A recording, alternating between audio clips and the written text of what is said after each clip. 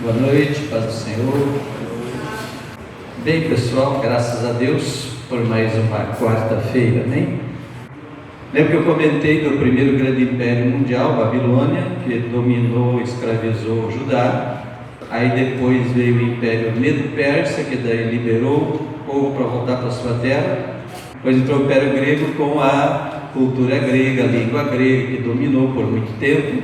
E quando o Império Romano entrou no ano 27 a.C., predominava aí a língua grega, tá certo?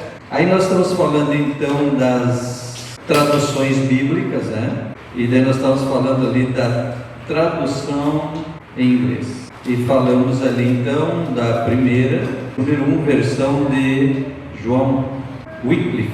Daí nós comentamos essa do John Wycliffe. Esse Wycliffe já foi considerado um pré-reformador, né? Então já mais de 100 anos antes da própria reforma do Lutero, ele já era um protestante contra os abusos da Igreja Católica da época. Então ele já é, na história, um pré-reformador.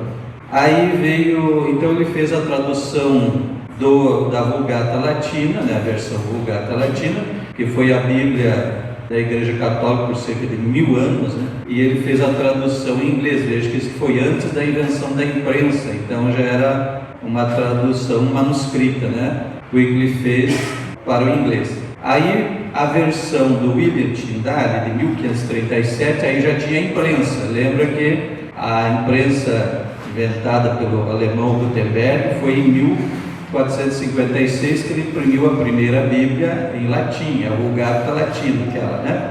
E agora, então, com a reforma e com a invenção da imprensa, então a reforma foi em 1517, do Lutero, né? E este William Wycliffe é de 1537, então vê que já tinha um bom tempo de imprensa, e isso é uma baita ferramenta para ele, porque ele começou a imprimir primeiramente o Novo Testamento em inglês, e depois toda a Bíblia, como está escrito aí. Chegamos agora então ao tempo da invenção da imprensa por Gutenberg na Alemanha, 1454. Então essa foi uma tremenda ajuda para espalhar a palavra de Deus. A versão do William Tyndale, a primeira do Novo Testamento, do grego original, foi impressa na Alemanha em 1536. Ele completou a tradução do Pentateuco, do hebraico, em 1530.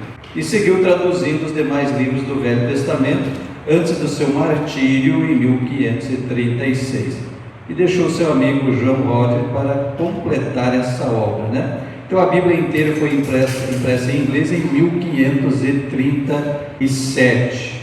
Por causa do ódio e da perseguição contra Tyndale, ela foi publicada sob outro nome, de Tomás Mateus.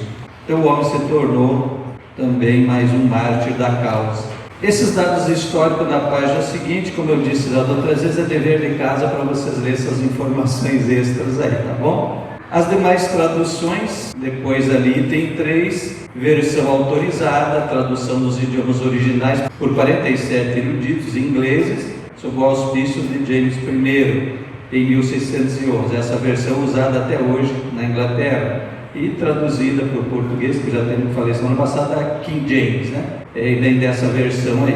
Depois tem a versão revisada, depois tem a versão revisada normalizada, e foi se espalhando e criando muitas versões. Então, graças à invenção da imprensa, facilitou essa propagação. Então, ali no item, na apostila, item 6 aí, né?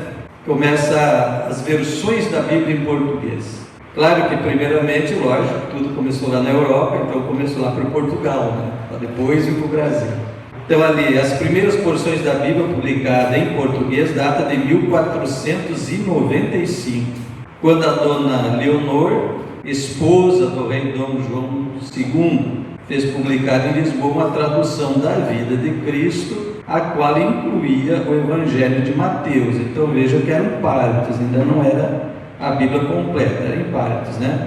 Em 1505, pela mesma rainha, foram publicados Atos dos Apóstolos e a Epístola de João, as Epístolas de João e de Judas. Então vê que o processo não é tão rápido, né? Em porções, em partes, foi indo. João Ferreira de Almeida, essa é a tradução que a gente usa muito. A maioria das Bíblias aí, você vai abrir nas primeiras capas ali, já deve estar ali a tradução, né? Então aqui predomina aqui no nosso meio essa tradução João Ferreira de Almeida. Aí tem versão revisada, versão atualizada e vai indo, né?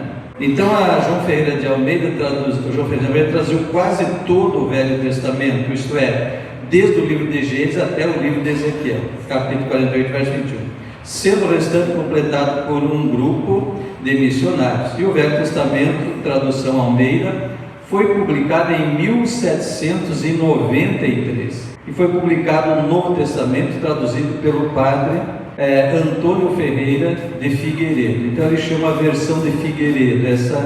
E em 1783, do mesmo autor, foi publicado, iniciado, o Velho Testamento, mas que só se completou a publicação em 1790.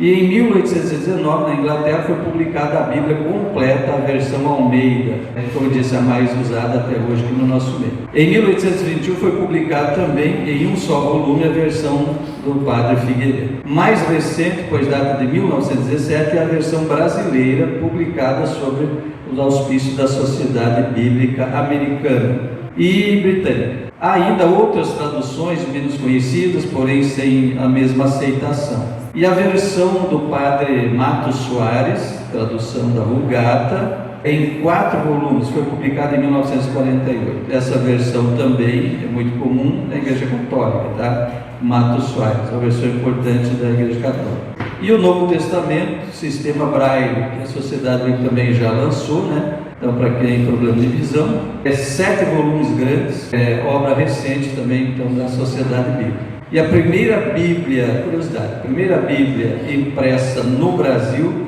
é a edição revista e corrigida de Almeida, né? Então, publicada pela Imprensa Bíblica Brasileira em 1952. Então, vejo que não é muito antigo, né? Coisa recente falando de história, né? Edição impressa no Brasil.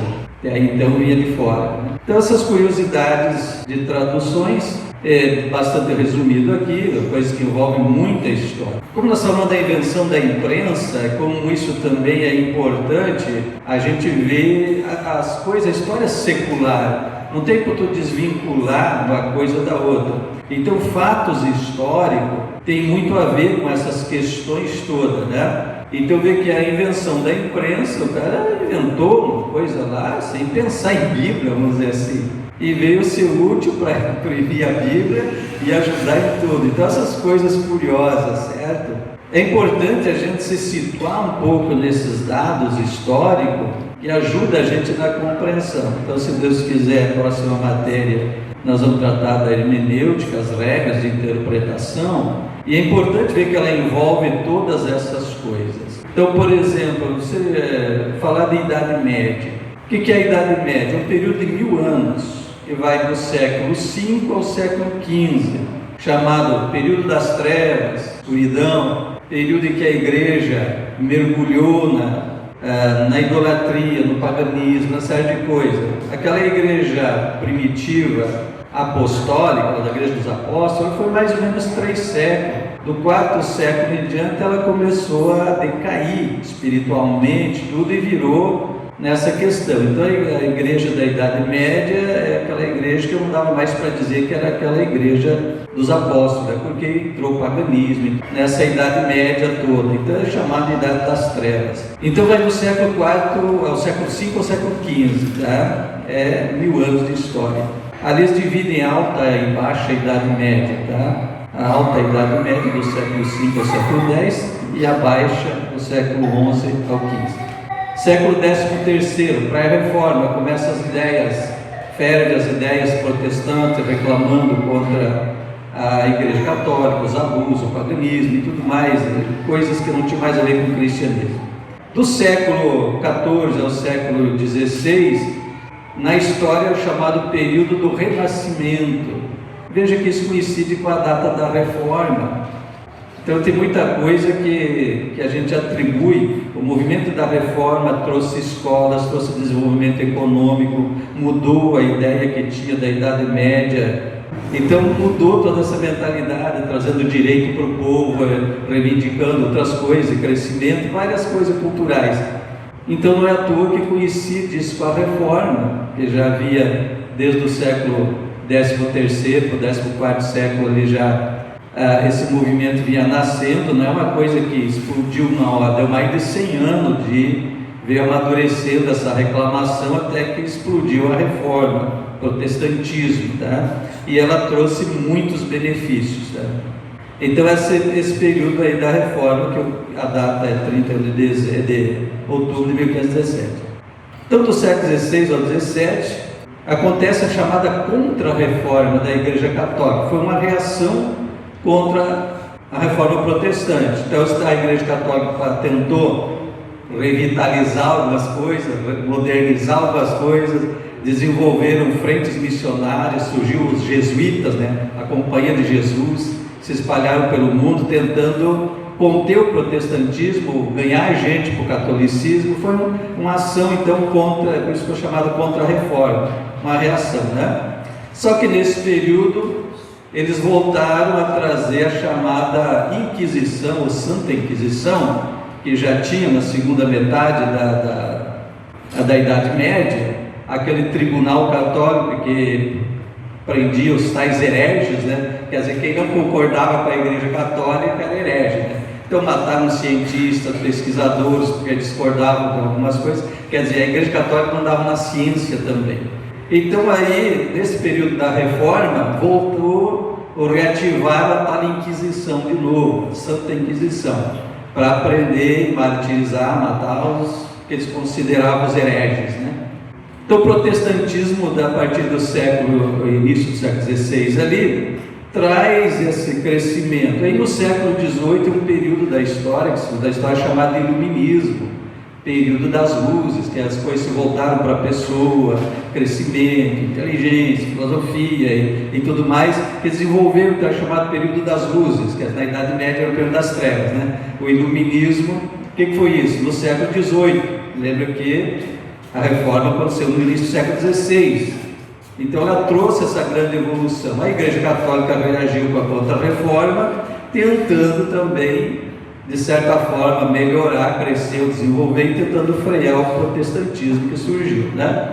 Então tudo isso faz parte, eu quero dizer assim, a evolução da sociedade, de tudo, dessa transformação social, também tem a ver, e fortemente, a reforma trouxe muito progresso e muito desenvolvimento, né? Muitas escolas, faculdades e coisas que surgiram, universidades famosas até hoje surgiram com a reforma. Então são coisas que veio esses benefícios, certo? Então a Bíblia, como eu disse desde a primeira quarta-feira, é um grande milagre que a gente tem na mão, certo? Um grande milagre.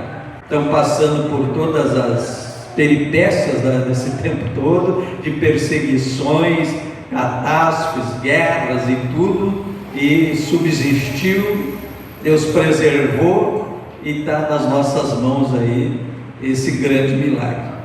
Aí na página 11 vamos falar das divisões das Escrituras, do livro em si, para a gente também se situar. É importante a gente conhecer isso. A maioria das Bíblias traz lá nas primeiras capas ali da página, né, depois da capa, uma espécie de índice, certo? Traz um índice, traz as siglas dos livros, porque às vezes as pessoas não conseguem decifrar, entender isso, né?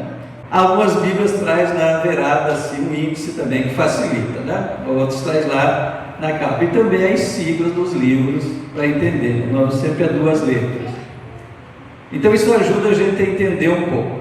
Mas as divisões, elas são muito importantes nós agora entender essa parte aqui, como é organizada. Primeira observação, a Bíblia não está em ordem cronológica, ordem do tempo, de sequência dos fatos, não. Está mais lá para frente, mas aconteceu antes, outra coisa. Então essa ordem cronológica não existe na Bíblia, então toma cuidado quando você lê, achar que ela está em ordem dos fatos, e não é, tá? Então estudaremos esses tópicos, a unidade física, a estrutura que compõe então a nossa Bíblia, né? Composição da Bíblia, suas divisões em partes. Então, primeira divisão, Antigo e Novo Testamento. Antiga aliança, nova aliança, antigo pacto, novo pacto. São palavras sinônimas, tá? Então, normalmente nós falamos em testamento. Antigo Testamento, Novo Testamento. Essa é a primeira grande divisão. para a gente entender o livro, da estrutura da Bíblia, né? Começa de Gênesis até o Malaquias lá. Então, Antigo Testamento. Aí tem uma palavra sobre o Testamento, depois vocês leem a informação de onde vem a palavra, tá? Do grego, enfim. Tá? Aparece na Bíblia, em alguns versículos. Número 1, Antigo Testamento. Então, esse título, Antigo Testamento, foi primeiramente aplicado aos 39 livros. Aqui uma observação: Bíblia evangélica, a nossa Bíblia, certo? 39 livros. Se for para a Bíblia Católica Romana, ela tem 11 a mais. Aí eu falei outro dia, quarto passado, foi da divisão que houve da Igreja Católica no ano de 1054, que você vai achar na história com o título Cisma do Oriente, e ficou uma sede em Roma, como Papa, e outra sede em Constantinopla, que atualmente é Istambul, capital da Turquia. Então lá ficou, e a ortodoxa tem em várias partes do mundo, mas na época dividiu e ficou lá. Essa igreja tem, a Bíblia deles também não é igual, mesmo da ortodoxa, de um lugar para outro muda um pouco, mas é entre 5 e 6 livros a mais do que o da Igreja Católica ainda, né? Católica Romana. Só curiosidade para vocês saberem. Então, quando nós estamos falando aqui, nós estamos falando da Bíblia que nós usamos, certo? Ela tem 39 livros no Antigo Testamento e 27 no Novo Testamento, tá bom? Então, esse título foi primeiramente usado, esses 39 da Escritura Hebraica, por Tertuliano, que é um dos mais afamados pais latinos, pais da igreja, que eles chamam na história, tá? Entre 155 e 220 que ele viveu. E também por Origem, que é outro também famoso na história da igreja.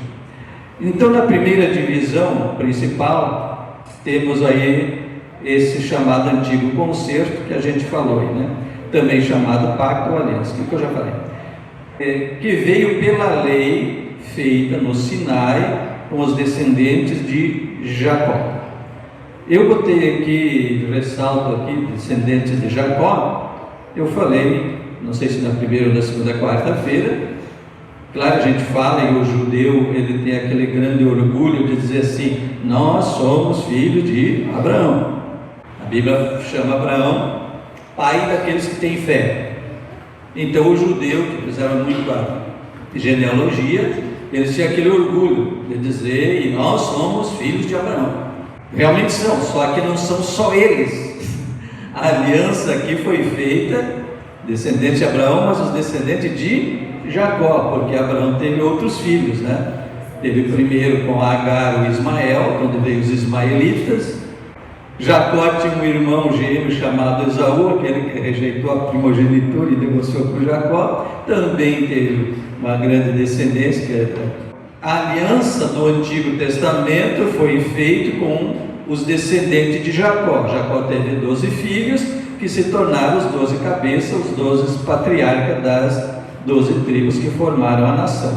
Então, por isso, essa aliança do Antigo Testamento foi feita com eles, era exclusivo com essa família, vamos dizer assim. Então, a divisão dos livros do Antigo Testamento, que são os seus 39 livros. Agora eu quero que vocês deem uma olhadinha na página 13. Observe com bastante atenção esse quadrinho que está ali em cima. É importante nós esse azul e o outro meio verde aí, meio Antigo Testamento em azul e no verdinho Novo Testamento. Agora olha a história. Então está aí a divisão. Antigo Testamento, primeiro grupo, Pentateuco, Penta de 5, né? Que é a lei, ou a Torá, como diz o judeu, que foi dada então nessa aliança com os descendentes aí de Jacó. Que começa então com Gênesis, Êxodo, Levítico, Número, Deuteronômio. Então, quando se falar em Pentateuco, Torá, lei, é os 5 primeiros livros da Bíblia. Aí tu já começa a se situar na estrutura da Bíblia, certo? Então, é os 5 primeiros livros. Segunda divisão, vem ali agora os chamados livros históricos, que é a sequência. Então, os livros históricos são 12 livros, que vai do Josué até Esther.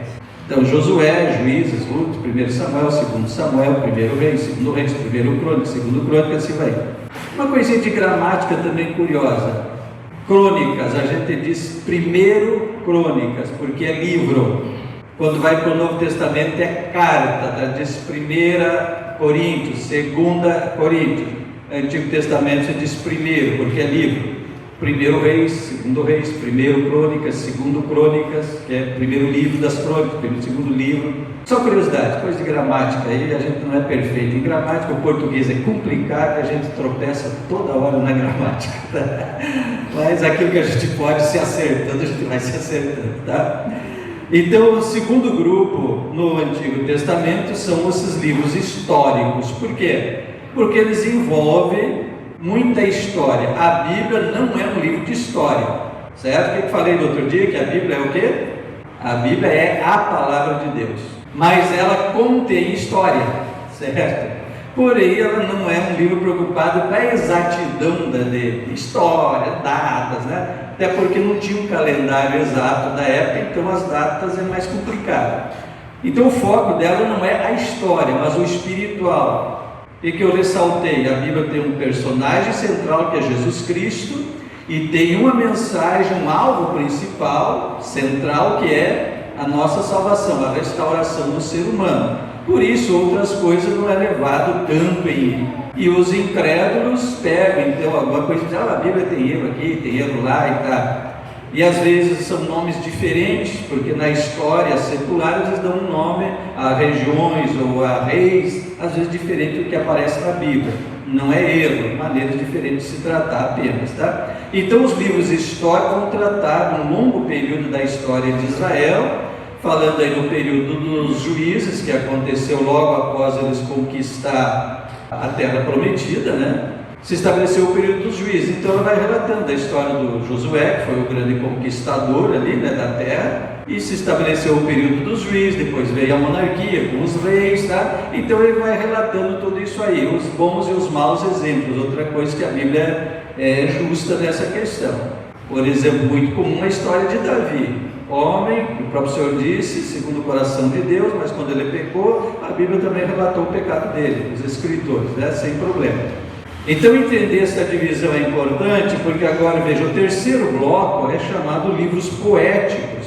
Então quando você entende o estilo literário, ajuda a compreender, né, em parte da interpretação, a gente vai falar depois, né? Então os poéticos, por quê? Porque são escritos em forma de poesias, em forma de romance, né, nesse sentido. Então é o Jó, o Salmo, o Provérbio, Eclesiastes e Cantares. São em formas de poesias e essas coisas assim. Então por isso é um estilo poético.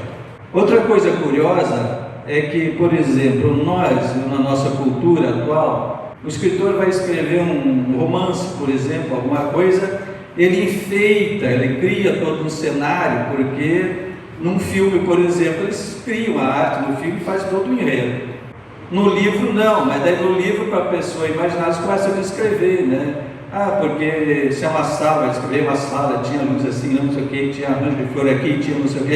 Ele cria todo um ambiente para mexer com a imaginação e a emoção da pessoa. O escritor judaico não é assim, ele apenas vai direto ao ponto, sem emoções e sem enfeites, tá? Porque o objetivo é narrar o problema, ou a bênção, ou o fato, apenas narrar, sem enfeitar e sem pôr emoção.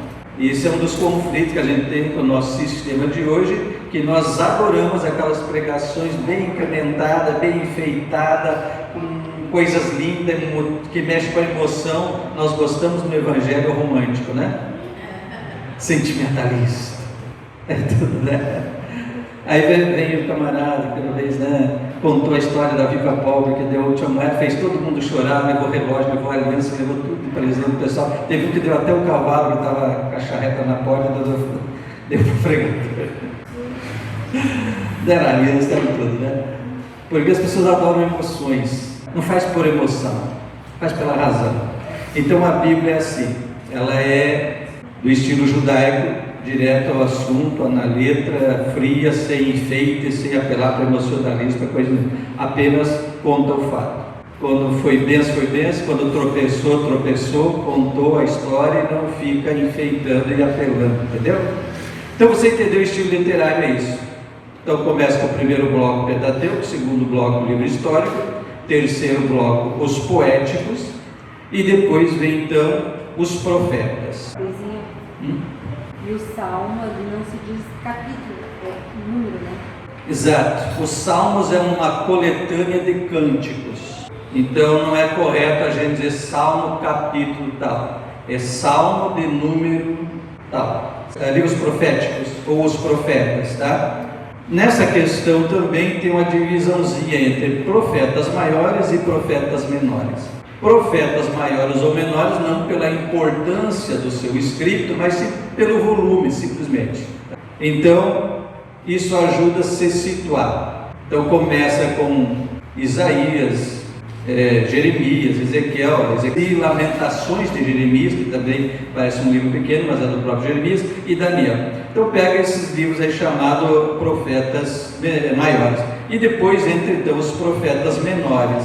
Então quando você conhece, facilita você se situar. Aqueles que tiverem uma mente privilegiada e puder decorar a ordem dos livros, maravilha. Porque tem Obadias, por exemplo, que é só uma página na Bíblia. Tem um livro desse tamanho, você vai achar um livro que é uma página só. Se você não tiver um índice ou não souber mais ou menos, pelo menos a sequência, você não acha tão fácil, né? Vai lá para o Novo Testamento, lá das cartas de Paulo, a última lá, o Filemon, também é uma página. Dependendo do tamanho da Bíblia, está escrito uma página um pouquinho lá. Então assim, aí se você não sabe essa ordem, então veja que esses blocos vai te facilitar. À medida que você vai lendo e conhecendo a palavra, até no você ouvir alguma coisa, alguém lê uma coisa, tu já sabe, isso é lá de tal livro. Pode tu não saber de cor, mas tu consegue identificar a literatura e tudo mais, você consegue entender. Está vendo alguém ler alguma coisa, você já, não, isso é Antigo Testamento, é Novo Testamento, ou é profeta, ou é salmo, você já começa a se achar. Aí também os profetas pré-exílico e pós-exílicos. Pessoal, Israel nasceu, Jacó com sua família, cerca de 75 almas ou pessoas, diz a Bíblia, foram para o Egito no tempo do José, que o José foi o primeiro rendido, né? E por 430 anos eles cresceram no Egito.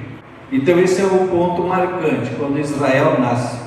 Esse exílio que fala aqui é o que aconteceu na Babilônia, no ano 536, aquilo que eu falei. Então é muito marcante essa história. Você vai falar cativeiro babilônico, exílio babilônico, não sei o que. Então veja bem, dá essa divisão. Os profetas pré-exílio, ou antes do exílio, era Isaías e Jeremias.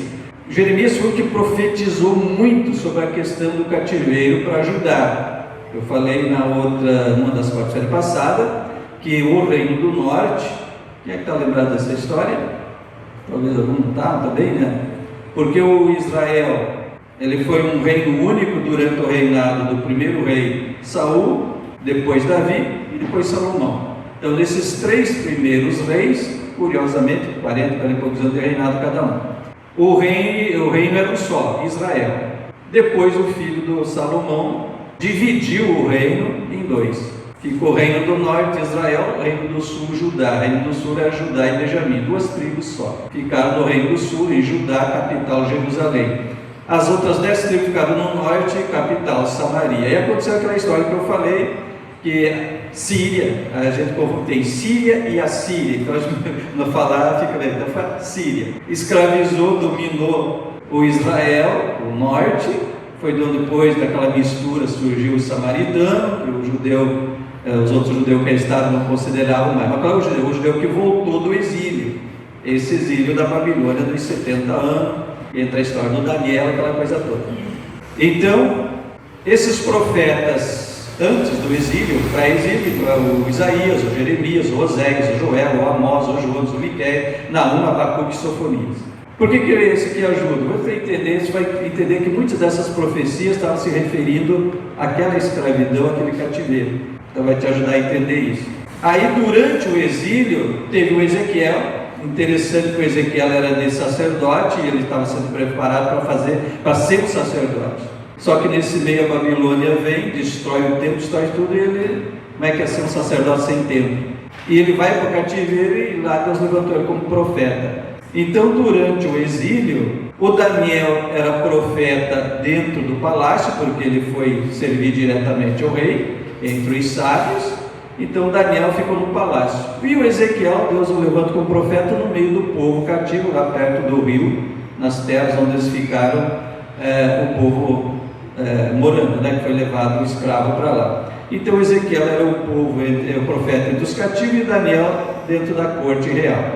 E Obadias lá pelas que sobrou, né? E também ficou ainda na terra Jeremias. E quando eles dominaram Judá, o Nabucodonosor deu opção para Jeremias, porque Jeremias era profetizado em favor, dizendo para Judá que eles deviam se submeter, porque era Deus que estava permitindo que a Babilônia viesse, escravizasse, ia ser durante 70 anos, e que eles tinham que se submeter ao rei da Babilônia. O Nabucodonosor gostou disso e deixou Jeremias livre. Você quer ir para a Babilônia? Vai, quer ficar aqui? Fica, aí para o Egito, vai. E Jeremias ficou na terra com o restante que sobrou, porque a gente pensa assim, se levar, não, camponês, um povo simples, sem cultura, lá por lá, eles ficaram passando miséria na terra. Eles levaram os nobres, os grandes, que tem liderança, que é só das estratégias. Tira quem tem liderança, o resto não importa muito, né? Então os sábios, os líderes, foram tudo para a escravidão, os mais nobres, tudo. E o povo, coitado, miserável, ficava pelas terras passando necessidade. Então Jeremias ficou lá, escolheu ficar entre. Então esses são os profetas durante o exílio. Ezequiel entre os cativos, Daniel na corte da Nabucodonosor, ele foi até o outro império ainda, do Persa, e Jeremias ficou lá, e daí Obadias também nesse período, tá? Aí depois do exílio, quer dizer, depois que eles voltaram e começaram a reconstruir a cidade, o templo, Jerusalém, enfim, Deus levantou esses outros. Então você vai achar, por exemplo, o Ageu exortando o povo a trazer oferta, a construir o templo, porque a glória dessas última casa será maior do que a primeira, tá? Você vai encontrar também o Zacarias falando daquele negócio de azeite que descia, os oliveiras, qual era ungido, era o Zorobabel e o Josué, que é outro, né? Não, o primeiro sacerdote da época. Então, esses aí que animaram o povo a reconstruir. Então, é pós-cativeiro. Por que estou falando isso? Então, essa história do cativeiro é muito influente em toda a história, é um marco na história do judeu. Então, você vai ouvir falar muito disso aí, sempre, tá? Então, já a divisão em profetas maiores e menores, eu já expliquei, né? Por causa do volume do livro e não pela importância. Toda ela é a palavra de Deus e toda é importante. Então, os 5 profetas maiores, Isaías, Jeremias, Lamentações, Ezequiel e Daniel, e profetas menores, os outros 12 livros. Oséias, Joel, Amós, Obadias, Jonas, Miqueias, Naum, Abacuque, Sofonias, Ageu, Zacarias e Malaquias. E aí então é o Antigo Testamento. O Novo Testamento é menor, são 27 livros, no nosso caso, da nossa Bíblia evangélica, certo? 27 livros, e dividido os evangelhos, que é chamado de biografia de Jesus, é porque conta o ministério de Jesus. Ali, nesse quadrinho verde, observe ali evangelhos, ele tem chamados sinóticos, que se fala de Mateus, Marcos e Lucas, pela semelhança deles, tá? E João se estuda separado. Então esse é biográfico, que envolve a vida e ministério de Jesus. Aí depois vem um livro histórico, que é Atos, que nós temos como Atos dos Apóstolos. Alguém diz assim, tinha que ser Atos do Espírito Santo. É um livro que não se encerra, porque o Espírito continua agindo. A escrita cessou, mas o Espírito continua agindo e fazendo história. Tá bom? Prova é nós que estamos aqui, amém?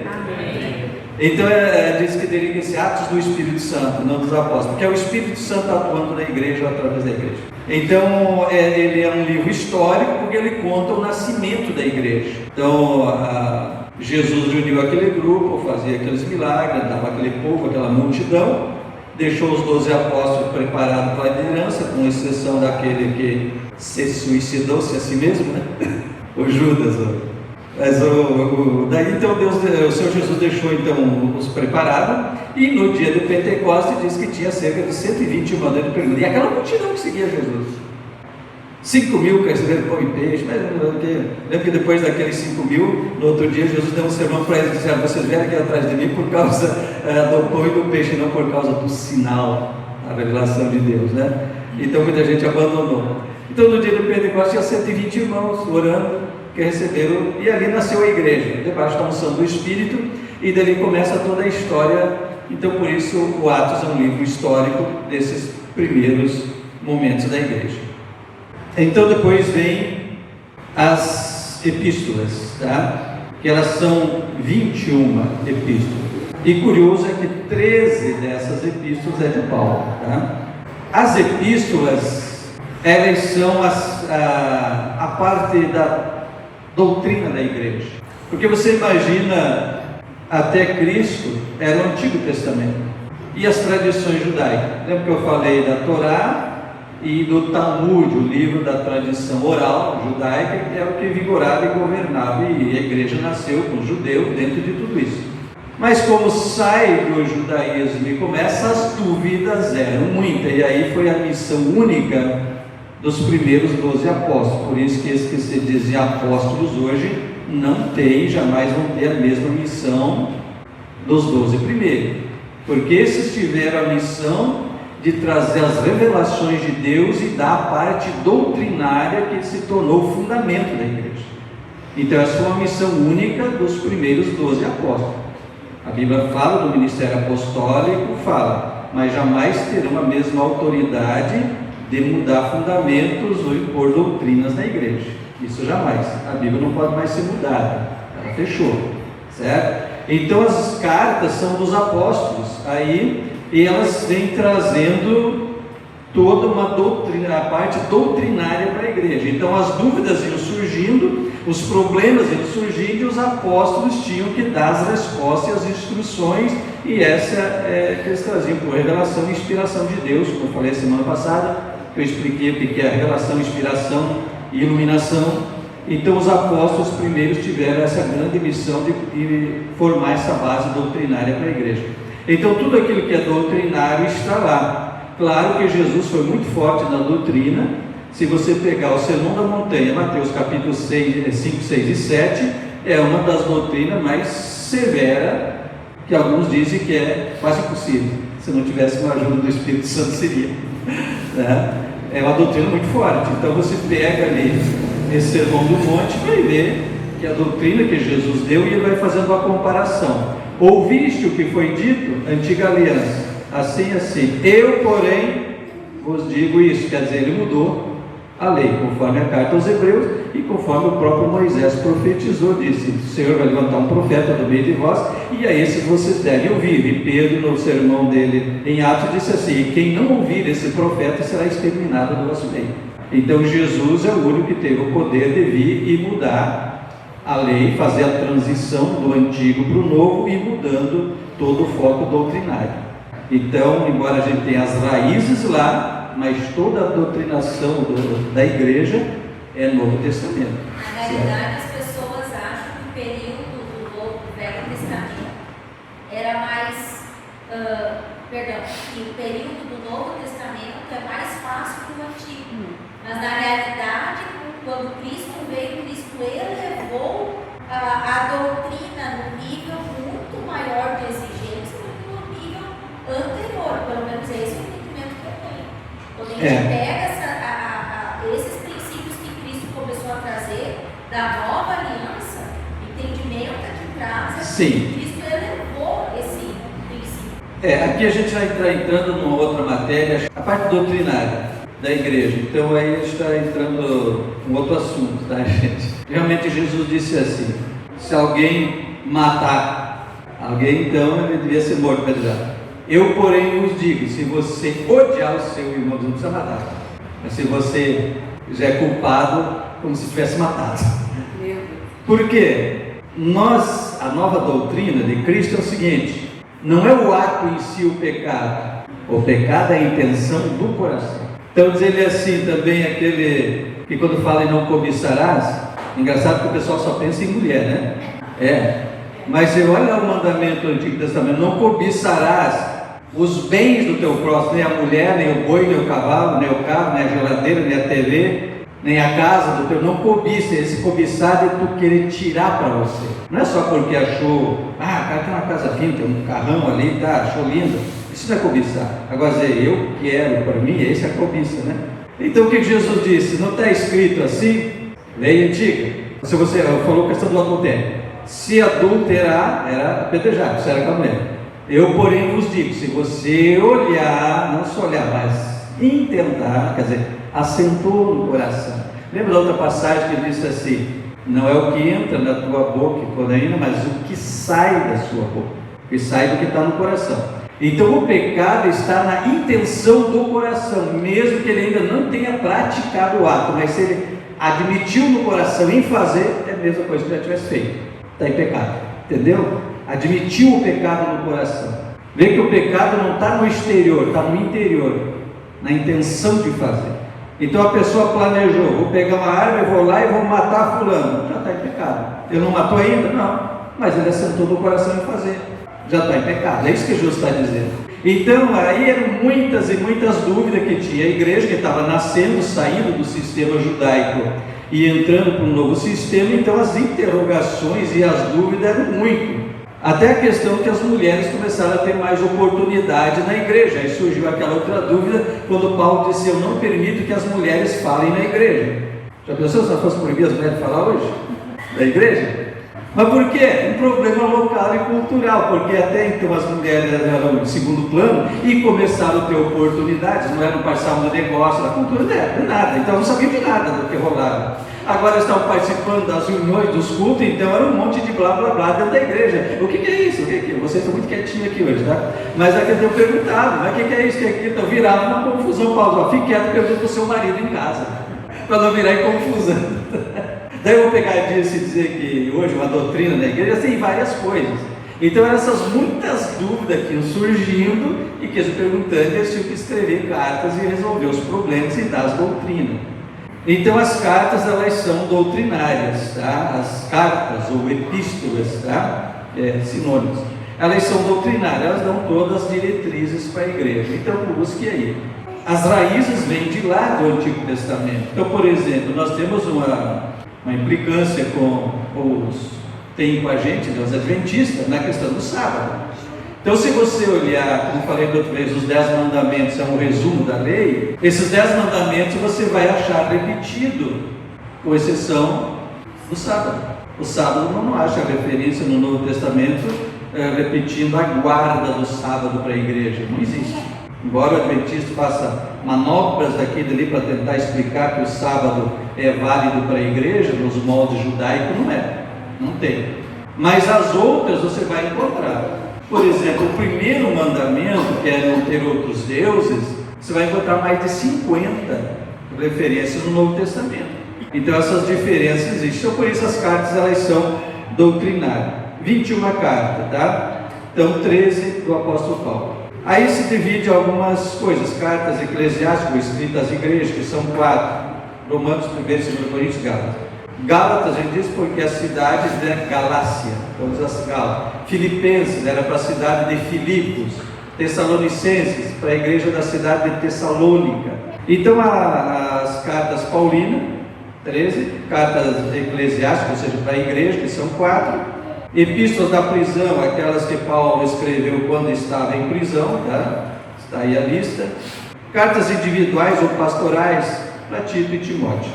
Então ali é muito prático para obreiros, muita instrução para obreiros, isso é muito bom, está ali a doutrina para os obreiros, tá? Então, por isso que você se situando nesses blocos, nessas divisões, facilita você entender quando você quer alguma coisa específica, né?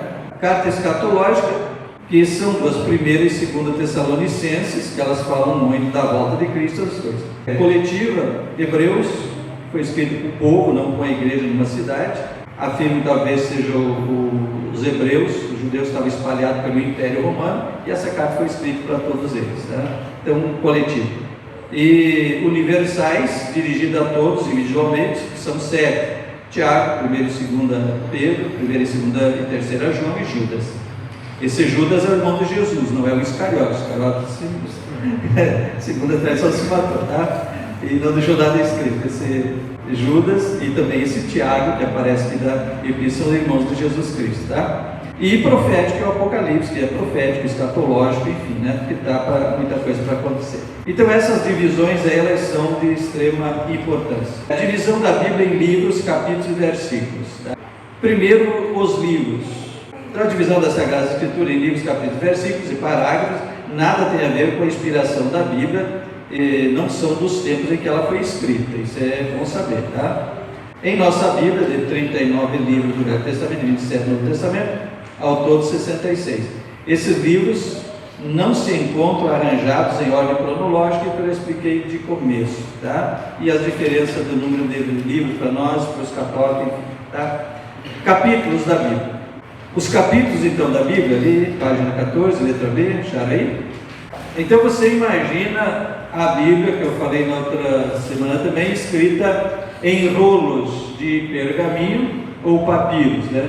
Papiros era feito aquele juco que tem no Egito, lá perto dos rios, e o pergaminho de pele de animais. Primeiro, não é, embora se trabalhasse muito, mas jamais ia se comparar a espessura de uma folha. Aí você imagina Isaías, por exemplo, que é 66 capítulos, é um dos maiores livros do Antigo Testamento, né? Dos grandes. Aí você imagina o tamanho daquele rolo, uma madeira aqui, outra lá, e vai rolando e passando.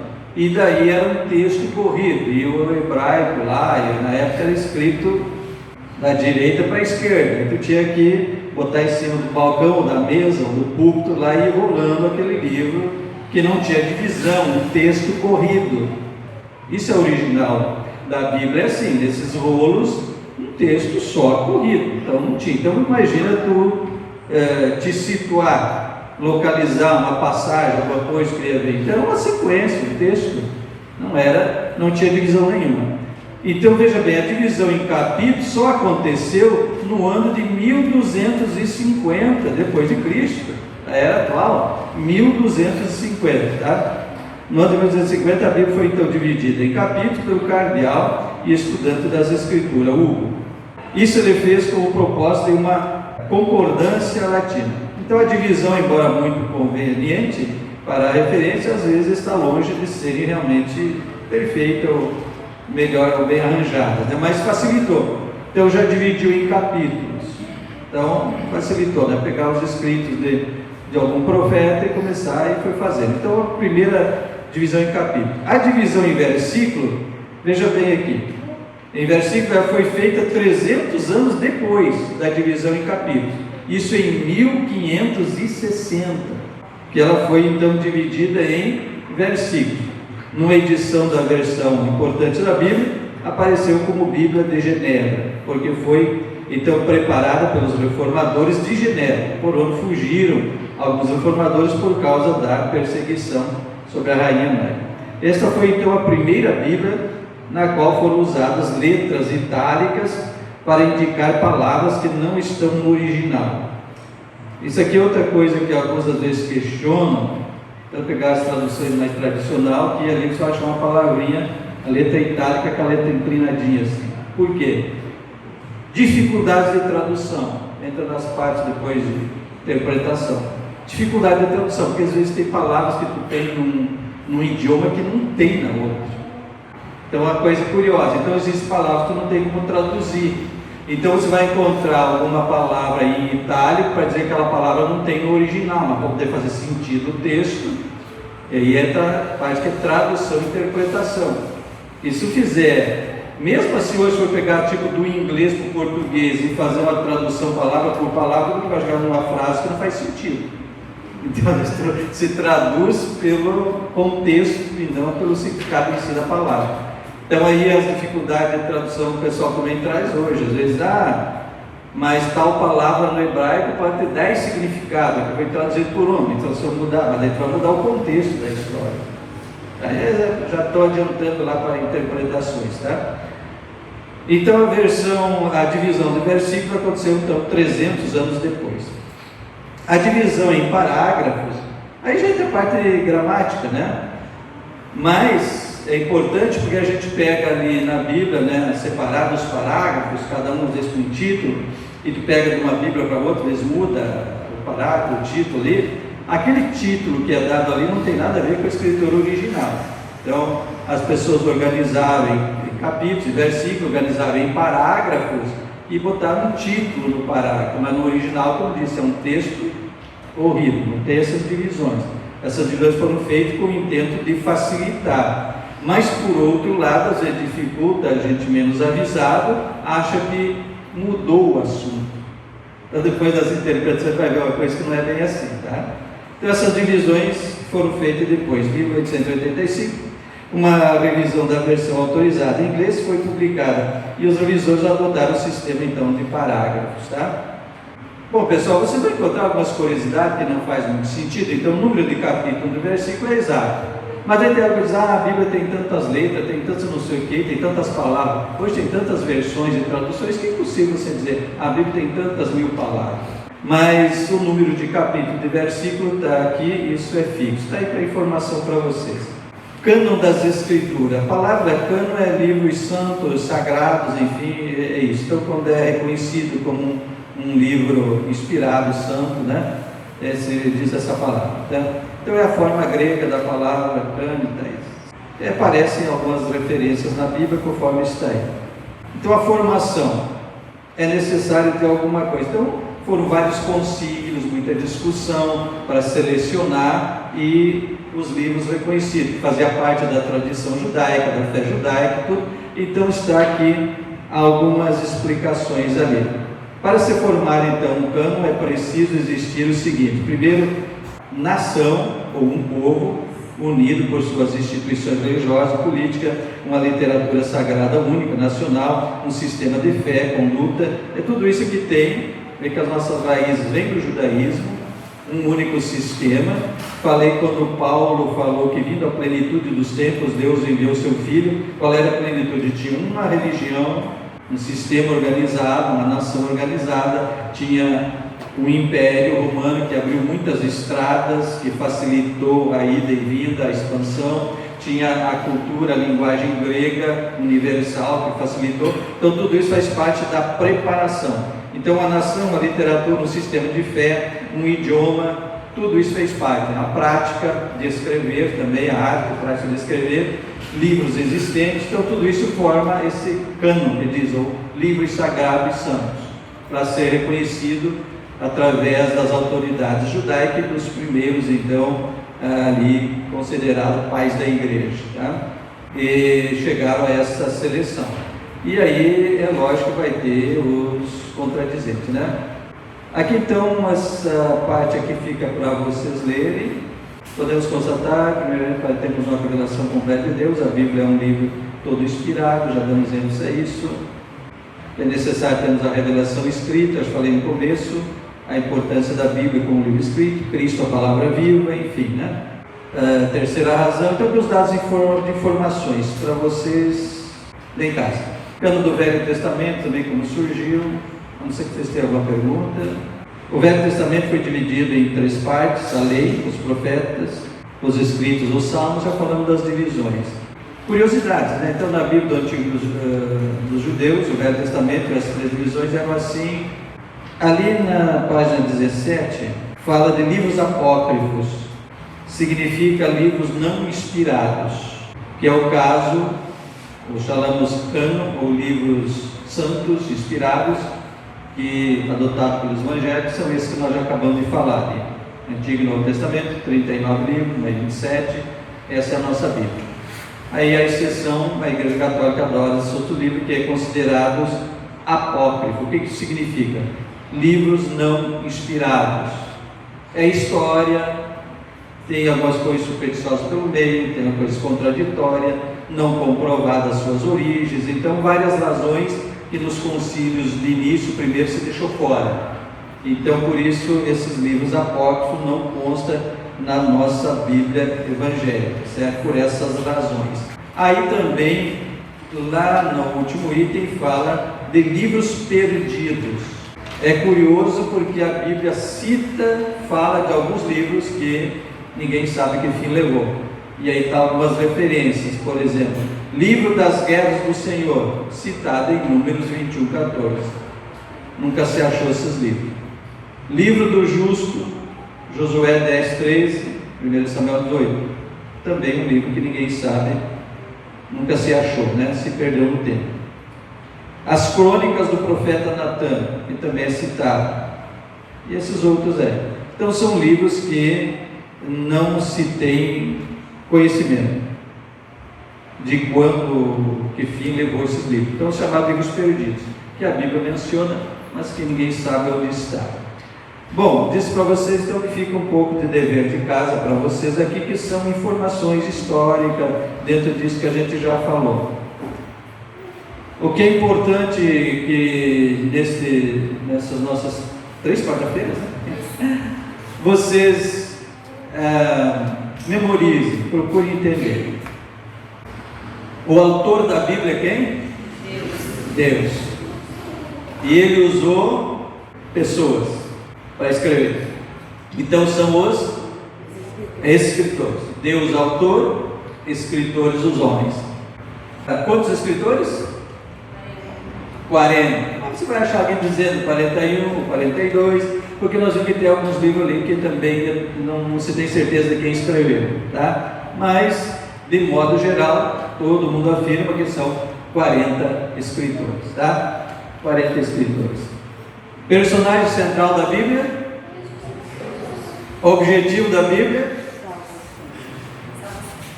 Revelar todo o plano salvador, né, através de Jesus Cristo.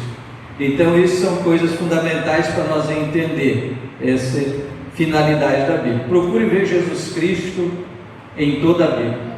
Então quando você pega Antigo Testamento, você tem uma rica simbologia de tipos proféticos.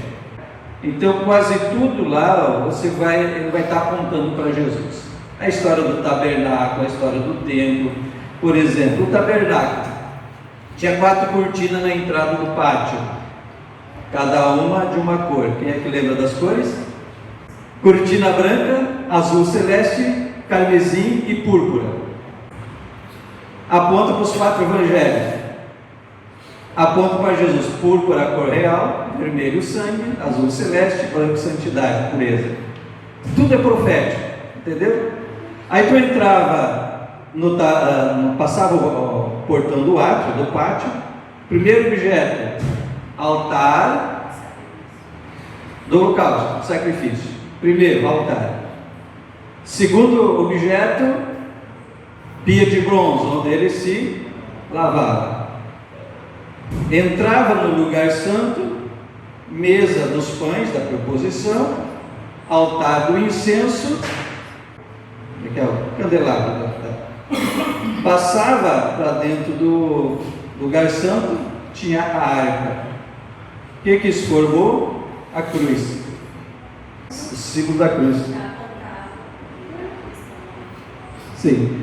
O sacerdote tinha que fazer o sacrifício no holocausto, se lavar, se purificar na pia, levando o sangue. Aquele pão da mesa era trocado todo sábado, era 12 pães, representando as 12 tribos de Israel. O altar do incenso, que tinha que estar queimando incenso constantemente, o candelabro tinha que estar aceso sempre. E depois lá dentro do Santíssimo Lugar, onde o sumo sacerdote, só ele podia entrar uma vez no ano, tá? Para fazer no dia da expiação, para interceder pelo povo, com o sangue do sacrifício e com incenso. De outra maneira não podia entrar lá. Então formava o símbolo da cruz. E aí todos os objetos vai apontando para isso. Prata fala da redenção. E aí vem. Então tudo que tinha lá aponta para Jesus. Os personagens também. Vai falar por exemplo, Moisés, um tipo de Cristo, o grande libertador. Vai falar de Josué, um tipo de Cristo, o grande conquistador. Davi também. Salomão, com seu reino glorioso, rico, aponta para o reinado de Cristo. Então tudo que você buscar no Antigo Testamento, ele está apontando profeticamente para Jesus. Então essas são as riquezas. Então por isso a Bíblia tem esse foco, certo? A Bíblia é dividida em 2 grandes blocos. Qual? Antigo e Novo Testamento. Antigo Testamento começa com os livros Qual é o primeiro bloco aí? Pentateuco, ou lei. Segundo bloco? Históricos. Terceiro bloco? Poéticos. E o outro? Profetas ou profetas, maiores e menores. Depois nós vamos para o Novo Testamento. Tá bom, aí é fácil, né? Começa com os evangelhos, as cartas, Apocalipse, tá? Então, barbada para se situar, já estão entendidos? Vamos manusear mais fácil a Bíblia? Tá bom, então Deus abençoe. Próxima quarta, se Deus quiser, né? Pegamos a apostila sobre hermenêutica. O que é isso? Regras de interpretação bíblica, que vai nos ajudar a mergulhar mais fundo um pouco.